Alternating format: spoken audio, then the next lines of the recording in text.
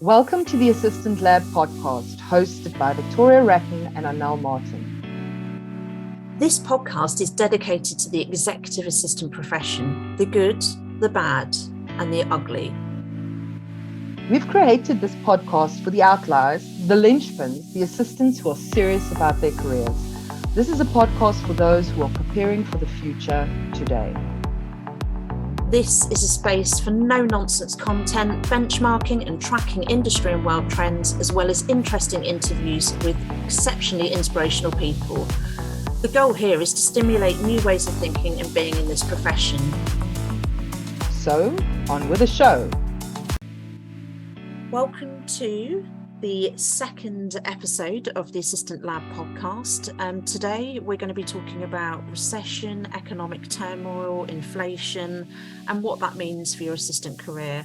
Hopefully you'll be able to find some really great advice and tips. It's quite hard hitting, but we're preparing you to be mentally resilient and strong through this roller coaster period.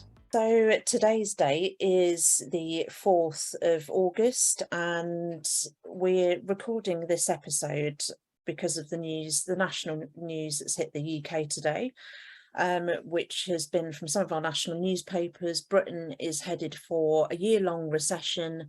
Bank of England issues economic doomsday forecast as it raises interest rates to 1.75%. And they're now warning inflation will hit 13% this year, causing a further plunge in living standards. And Joy. Yes, isn't it great? And actually, I know I've had quite a lot of discussions with you about this really since the beginning of the year, what was going to come after the lockdowns had lifted. Some of the economic experts had already been saying a recession was basically going to be a given. I think it has been a bit of a shock for people, the rise in cost in living standards. But it is very, very negative news at the moment in the UK, but I know there's turmoil all around the world. What's it like in South Africa at the moment? Well, they're pretty much the same. We've had our interest rates raised. Cost of living has become absolutely ridiculous. A tub of butter has gone from 50 Rand to 90 Rand, to give you an idea. So that's almost double in the question of, a couple of months, So I think it's a reality everywhere. I don't think it's limited by geography. And we all know what the forces are at play. COVID didn't do us any favors. The war in Ukraine's definitely not doing us any favors. And shame, on top of that, you guys still had your whole Brexit episode that had a lot of uncertainty tied to it. So yes, I think this is affecting everybody, and I don't think all countries equally, but people are really going through the most at the moment. Yeah, and it's a frustrating time as well, because from my perspective, since 2008 the British economy really hasn't been good. We've been through that global financial recession. Then we have the kind of what I call the Brexit stalemate, rumbling on for 3 years, and then we go into COVID for a couple of years, and actually since 2008 it's the job market for PAs and EAs only really came back in quite a strong way last year. And we moved into what was this candidate market, and then PAs suddenly found that they were able to really negotiate an interview, get some extra benefits, get the pay up. Employers were clambering around for good, brilliant talent. But I kind of got a feel quite a few months ago now that was going to swing the other way. But nobody in the industry that I talked to about it here agreed with me. The recruiters have just been riding on a high of it's a candidate market, and I've always said a candidate market is it comes every so often and it's not for very long. And so it wasn't me trying to be negative with British assistants or and the EPA members. I was just trying to get them mentally prepared for what could come later this year. Yeah. And Vic, you as you speaking, you remind me of the whole .com bubble. If there's a bubble, if there's something that is at an artificial high, and I'm not saying necessarily this was an artificial high, but what goes up must come down. That is one of those rules in life. And I think the realistic, level-headed assistants, don't take that candidate market for granted. So I think that's a very important point, that, you know, it's a privilege. You know, in South Africa, there is no such thing as a candidate market. We are at over 45% youth unemployment, which is ridiculous. So, but I do think that you need to bear in mind, when something is at a peak, that it will at some point level out. Definitely. And I ran a webinar which we opened up to non-members as well about a month ago on managing your career through tough economic times, and it was predicting what was going to happen, and everything I've said is actually coming true. And we had a fabulous recruiter who popped on for 20 minutes as well to give her perspective on it and what's really going on in the market. But she also said, you know, the candidate market's a short-lived thing, and I'm really, you know, in one sense, I'm really happy that assistants have been able to experience that, rather than, you know, being negotiated down by the employer at interview and, you know, if we can take a couple of grand pay drop. But I guess, in a sense, talking about this now, and obviously it's a lot of negative news of late, and it has been for the last couple of years, and people's mental health isn't great. We're all, you know, fatigued, exhausted after COVID. But I'm afraid we do have to get through this next bump in the road, and it is going to affect the assistant job market. Absolutely. And Vic, I also think you're making a very good point that we need to be aware of, that ongoing uncertainty, ongoing stress has an incredibly negative impact. I think all of us are experiencing life at the moment where you feel, I just can't do it today. I'm just not motivated. I just can't get myself moving forward. And I just want to also say at this point, that's normal. This is your biological response to this chronic ongoing uncertainty and stress, you know, and at this point, we just need to acknowledge that this is the normal. This is not you with some kind of lack of motivation or lack of focus. This is, we're all experiencing it. But at this point where jobs could be, you know, in the balance, we really need to pull ourselves together and bring our A game. That's how I feel. And that's what I wanted to, you know, in our conversation today, is to start getting people kind of mentally prepared, resilient for what could come. I mean, the reality is, and I've talked about my career story a lot on stages around the world, but I, when I was at Secretarial College, and as we've said, I'm a millennial, I was still sold in that year that you could get a job for life and be at the same company for 20 years. But by the time I'd finished that diploma, the workforce had already changed.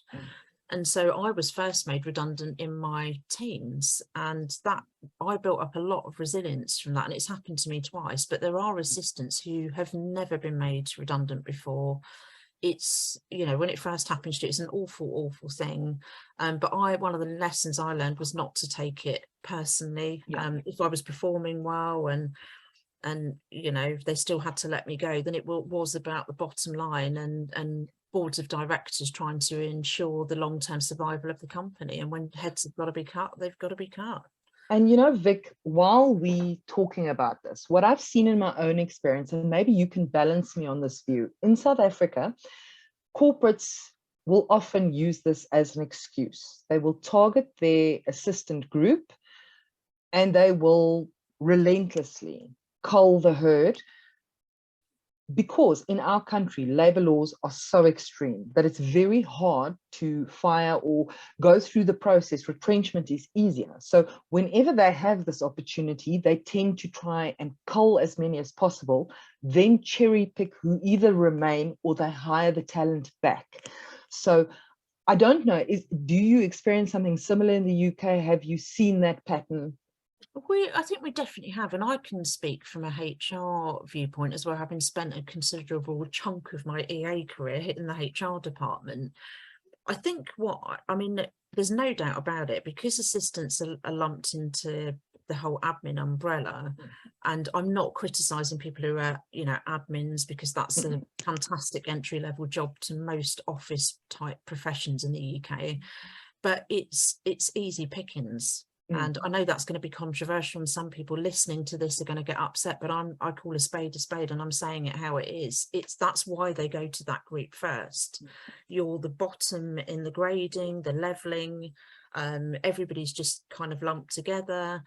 And, you know, corporates often restructure. They don't need a recession, frankly, to start restructuring. I mean, some corporates are doing it literally every 12, 18 months to slim down and stuff. Vic, just to top you, I'm going to go one more level on controversial. I saw this in my own company and in my own teams. They would, for performance assessments, everyone would be graded and they would have a bell curve that they need to be within. And they wouldn't take money from their management team. They would take it from the assistants because they knew the assistants wouldn't put up a fight. Okay. Yeah. And I think that's for various reasons, but sometimes we don't get what we deserve because we also won't fight for it. And I think they think it's an easy target. They don't fear the level of repercussions. If they took out middle management, a couple of guys there, you know, it would save a lot more money than always targeting the assistants. And inevitably, they always hire the assistants back. You know, I always say it's such a false economy, but I do also think some of this is self-inflicted because we don't speak up, we don't fight.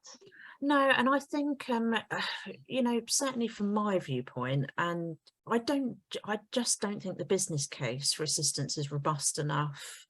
You know, it wasn't sort of in 2008, it's not now. And that's why it then becomes easy pickings for HR working with the executive team to look at who's going to go. I mean, of course, there's also the other side of it, which could be quite controversial, that not every assistant is adding huge amounts of value and high performing. Agreed. You know, and I can give an example of this. When I was at a company, all of us assistants were put at risk. I was the last one in. So normally the historic rules in the UK way back over the decades was last one in, first one out. First one out. Yeah, so same in South Africa. When they started putting people at risk, I thought, well, there's PAs that have been here 20, 30 years. And, you know, we knew they were slimming down our group. We all had to go through this, you know, kind of consultation process. And there was no hint of, to me personally as an EA, that I was going to be made redundant, but others were. And I remember one of them in particular, she'd given decades to the company and was really understandably emotional and said she couldn't believe it, and it felt like a real kick in the teeth, and it was a real personal thing. And I, you know, I got what she was saying, because that's what redundancy does feel like, especially when you've been at a company a long time. But Vic, I think this brings back to the point, and I think it is generational. We have watched loyal employees give decades of their lives, become part of the family, and then get kicked to the curb. So can we blame millennials or Gen Y who've watched this happen to their parents? Then they say, you know, it's job hopping. It's not job hopping. It's looking after yourself. And I think what they've learned by watching their parents go through this or their family go through this is, I have to go where I'm happy and I'm stable. And I think we all realize deeply there's no such thing as a safe job. No. You know, Seth Godin famously tells the story of, you know, all the Ford workers went to the plant one morning to their safe job and left that afternoon with their pink slips. You know, just because you've been with a company for a long time, don't take it for granted. You know, really try to add that value. And I think, Vic, again, it comes back to your individual performance. Sadly, if you're in a group that's underperforming, it does tarnish your brand just by proximity. And I've always said, let's find a party piece. Let's find a specialization. Always look where you can add that little bit of extra value. If you're sitting there waiting for instructions, they will find somebody cheaper who can wait for instructions. And that, to me, really, I think we need to bring that home in a dramatic way. We're not living in the same world as we did even 2 years ago. No. So we need to find in our individual spaces. I don't have a crystal ball, and I'm not sitting in your office. So I don't know where you can add that value. So you need to observe. You need to see where I can plug in, what I can learn, how I can develop. And it becomes a very unique individual journey. And there's also, I mean, there's the other side of it. We've got some assistants who are underperforming.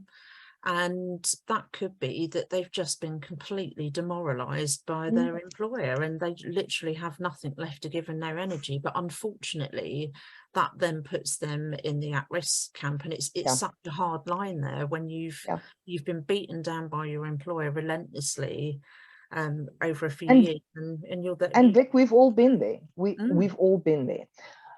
In that situation, I often advise assistants, don't focus on where you are, focus on where you want to be. Run your own race, because if you drop that performance to meet the culture that you're in, you will stay in that culture. If, on the other hand, you say, yes, besides, I'm going to put aside the environment that's toxic. I'm going to focus on my performance and my development and prepare myself for the next step. The next step often comes looking for you. It can be a headhunting. It can be somebody who met you somewhere and says, don't you want to work for me? Or somebody who leaves the company and takes you with them. But I often encourage assistants who are dealing with this, and it's not easy. I'm not by any means making it small. It really is a terrible place to be, and I've been there personally.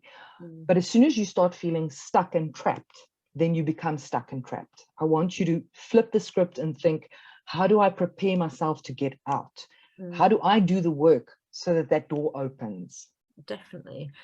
And I think the first piece of advice, we've definitely got a recession coming up here. You know, it's been announced today, it will happen. And, you know, we've got a couple of months for assistants to start getting in front. So the first piece of advice I would be giving is actually, why don't you just go and have an honest conversation over coffee or Teams with your director, your CEO, your chairman, and say, look, you know, obviously I'm concerned about the news, but do you think my job will be put at risk later this year?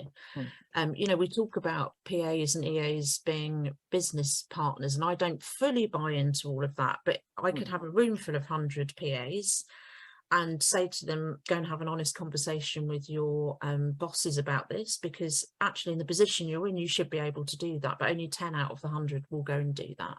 And that's something I did very early on in my career as an EA. I had frank and honest conversations with the CEOs I worked with. Look, I know, do you think the company's going to get in trouble later on this year off the back of this? Are we heading into the red? Is my job going to be put at risk?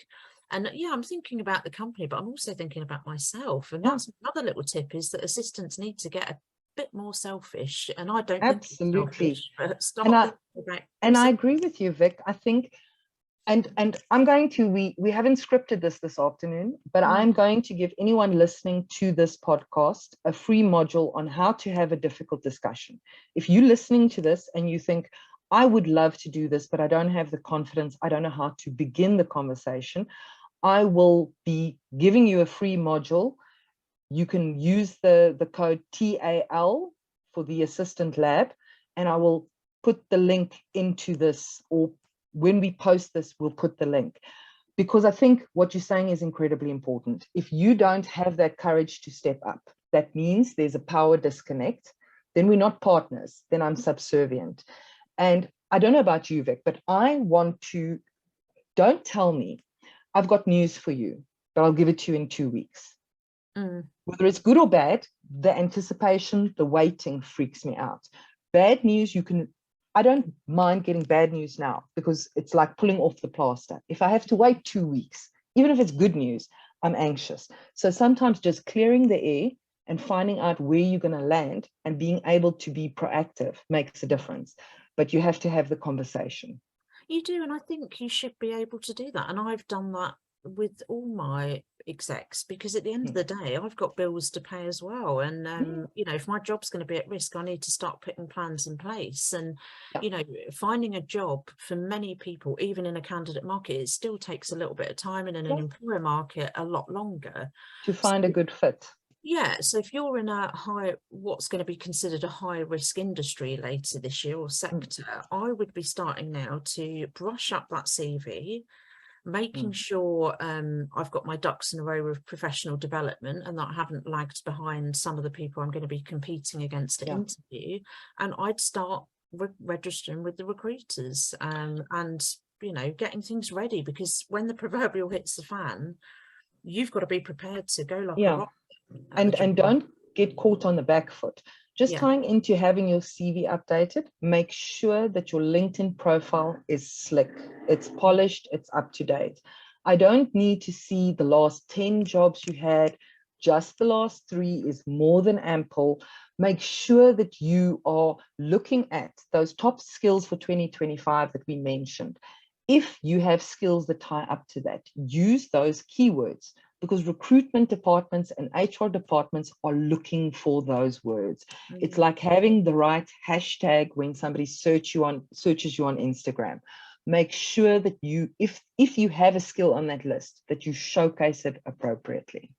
And I think that was one of the lessons that was learned in 2008 when Lehman Brothers collapsed and the recession really got going in the UK. A lot of PAs lost their jobs, a lot. There's no mincing around about that.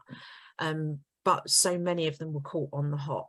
You know, days were wasted whilst they're trying to scrabble around and update a CV that they hadn't even looked at for years. You know, then the process of fighting with thousands of other people, 600, 700, 800 people applying for that one job, and you're trying to get your voice heard. And that was the big lesson learned, that actually really a good career EA should always be prepared for that to happen. One of the things I did, I think having been made redundant so young, I always kept on my toes about this. My CV was up to date every 6 months. I'd put it back up on my laptop, go through it, add to the achievements, add bits and pieces, and made sure I was ready in case it happened again. And it did happen again. And remember, I always say to people, your CV and your LinkedIn profile is the catalog. If you're the product, that's the catalog. Okay, it's important to keep that up to date. And I understand if you've been in a position for 10, 15 years, you've been super comfortable. We don't expect radical change, but COVID has taught us radical change comes whether you expect it or not. So I agree with you. Make sure that those CVs are up to date. Make sure that LinkedIn profile is up to date. And please, a spelling error on a personal assistant or a executive assistant CV is a deal breaker, okay? As much as it will be overlooked on somebody else's CV, I can promise you that is one of those things that people notice and judge on. Okay, so make sure you're using the right kind of templates, that it's aligned with your industry, it's aligned with your peer group and the country that you're working within. I'm sure there are radical differences between what we submit and what the UK submits for CV applications, but make sure that if you're not familiar, that you're not submitting a CV that looks like it was done in the 70s. Yeah, and that does happen. I've seen thousands of PA CVs.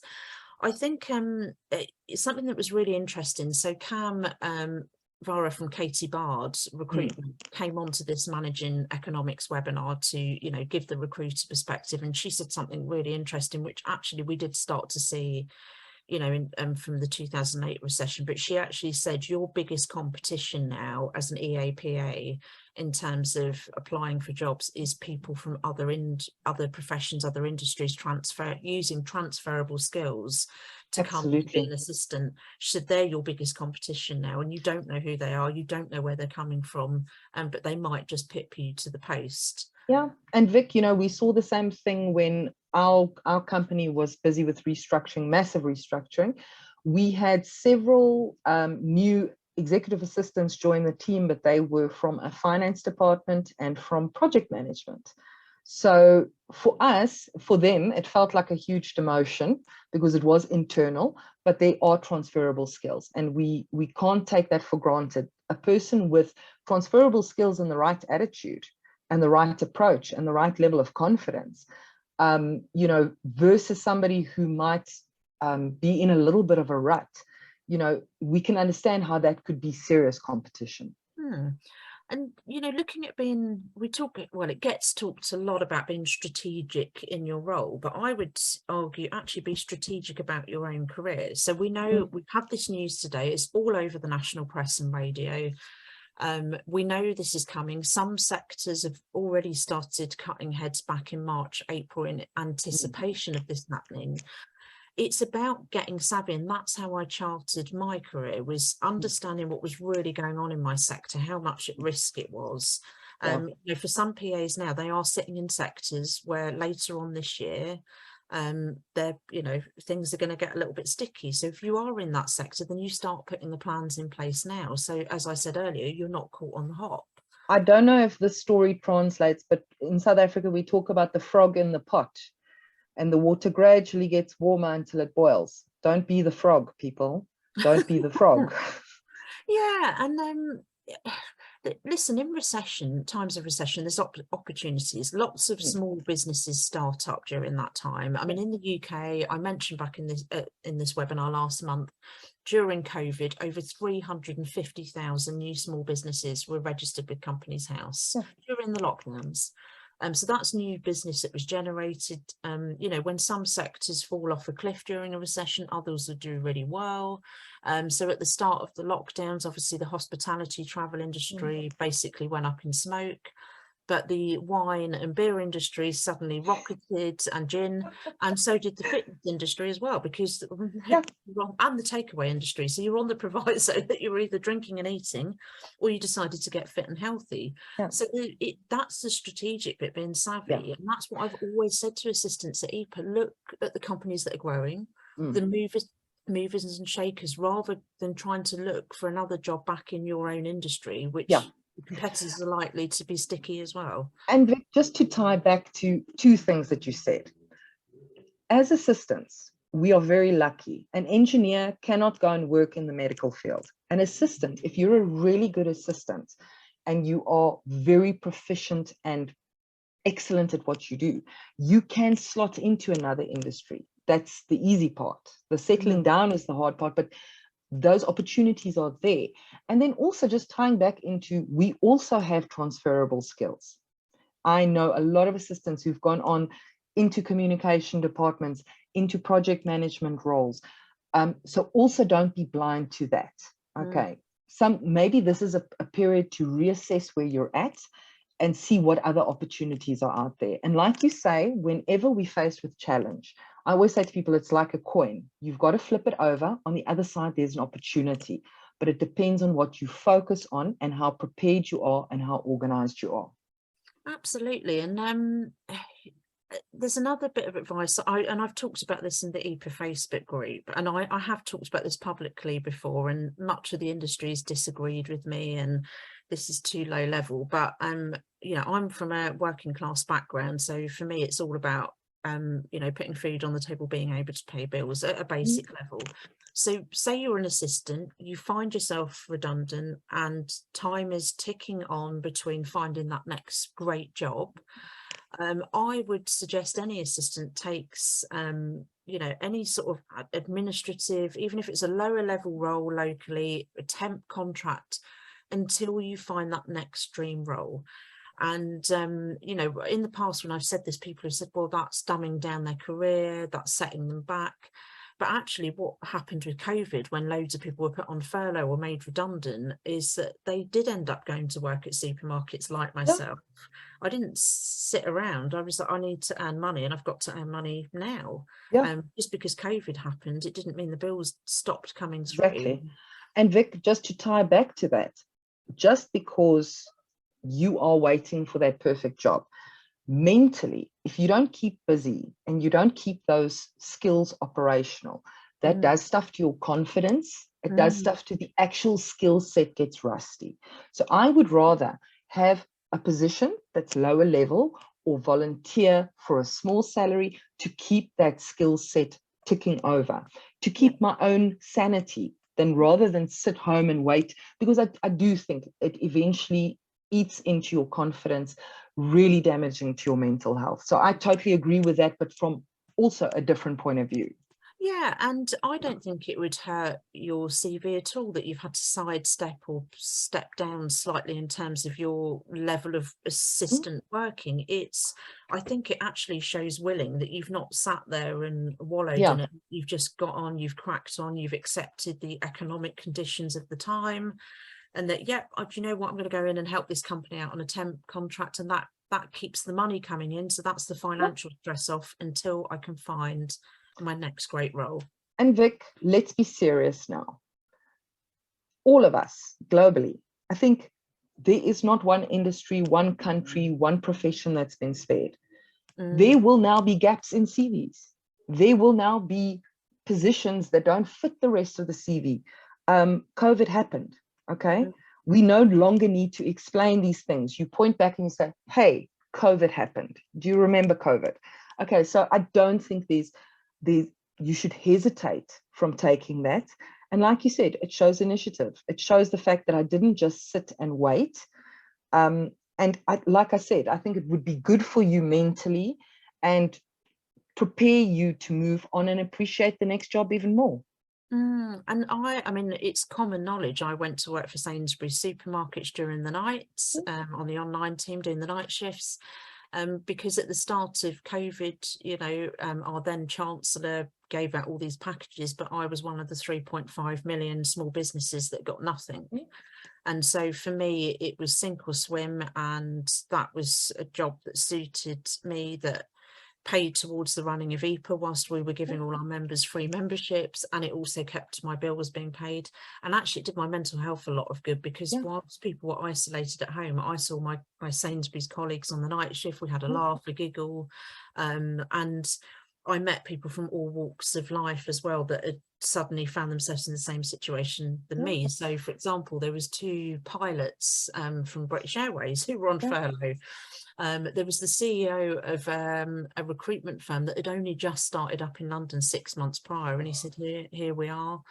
And I think it was very sobering for people, but for me, I was like, I can clock in, clock out, there's free coffee, I get the job done, and I'm still earning money. And that was, you know, the crux of it. And I don't think it takes away from the extraordinary career I've had, which has been well charted. Nobody can take that away from me. No recruiter can put me down about. And in fact, Vic, I have to say, if I was looking at a group of CVs and I saw that in between and I looked at the dates, I would know that is a COVID period. And instead of sulking or borrowing money from somebody else or going into a tailspin, you physically did what you could to keep going. To me, that speaks of grit and resilience. So, and frankly, if I was a PA now out in the market with that CV, with Sainsbury's on it and all these other jobs I've done over the years, and a recruiter sneers at me for that, or, you know, displays some sort of snobby attitude, which I have encountered a lot during my career, then I wouldn't want to work with that. No, it tells you something about their culture and they're doing you a favor. So I totally agree with that one. So yeah, just in closing, Vic, final thoughts. What else can we do? What should we be thinking about? What should be on our radar? Well, I think the things we know so far, so the public sector, they weren't massively put at risk back in 2008, but there has been announcements, obviously, under Boris Johnson's government, and I think that will still continue, that 91,000 civil servants are going to be made redundant over the next few years. And some assistants will be caught up in that, and some of the public sector PAs have already been told that. So for public sector PAs, it's, you know, that's potentially coming. So this is the period now to stop sharpening up everything we've talked about. Also the third sector, which is charity, not-for-profit and social enterprise. Well, I mean, for anyone that tracks that sector, I mean, EPA is a not-for-profit, you know, donations to charities have already dropped by 20% last year, and it's just going to keep increasing as the cost of living goes up. So I definitely think there will be some jobs sadly cut from that sector to save money, because the charity sector in quite a big way is having to reevaluate how they, you know, get people to fundraise now, and because the traditional methods don't work. So if you're a charity or third sector PA, I would be, if you're not already aware of the financials of the charity not-for-profit you're in, I'd get straight in there and have a conversation with your CEO or director immediately, and if necessary start preparing. Private sector, well, the technology sector has started making redundancies back in April. It wasn't all admins and PAs by any stretch, but private sector PAs should be used to restructuring more than any other sector. So again, I think it's being a bit savvy, it's tapping into what's really going on in your company, what's really going on in the sector, and then again having honest conversations. Now some bosses will duck and dive and they're not going to tell you the truth, but often stuff gets leaked out to the press about your firm if you're in the FTSE or corporate world. You can tell a lot by the share prices and things like that. Having a Google alert on your employer that you wake up to every morning. It sounds a lot of advice, but I think my overall piece of advice is just be more savvy and strategic about it, and don't sit there thinking because you're an assistant to the CEO you're completely safe, insulated. Anybody is potentially at risk, even the CEO sometimes. Things happen. And I think you've made a very important point. Don't have the mindset of this can't happen to me. Now, from my side, I just want to say, be careful how you position this in your own mind. Should the position be made redundant? Don't start verbalizing, I've been made redundant. The position has been made redundant. How you look at this, you mentioned it, Vic, having gone through it yourself. How you look at it when you start taking it personally, it knocks your confidence and makes the rebound period so much longer. So if it happens, dust yourself off, prepare yourself for what comes next, okay? Stay focused forward. Yeah, and I want to add another thing for UK assistants in particular. We're going to be running those economic update webinars for members and non-members every single month from September, because that's how fast the UK economy is going to be moving. It's going to be a roller coaster, but we're going to help people get through it as much as possible. As the CEO of EPA, I'm definitely not going to shy away from talking about this. I'm not going to sit here and call assistants Mary Poppins and superheroes. I definitely think they are heroes in many respects, but that I know that's not going to help.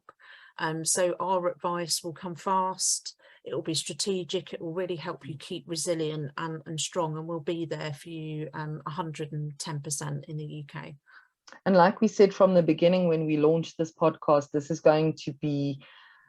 not going to be sugar-coated. We're really going to try and empower you with information as it becomes available, and not through rose-tinted glasses. Yeah, and it's, closing it off, it's just remember, everybody that listens to this is not PA specific. So it's not quite what happened in 2008 when they went for the jugular of our profession straight away when Lehman Brothers collapsed. It's not the same.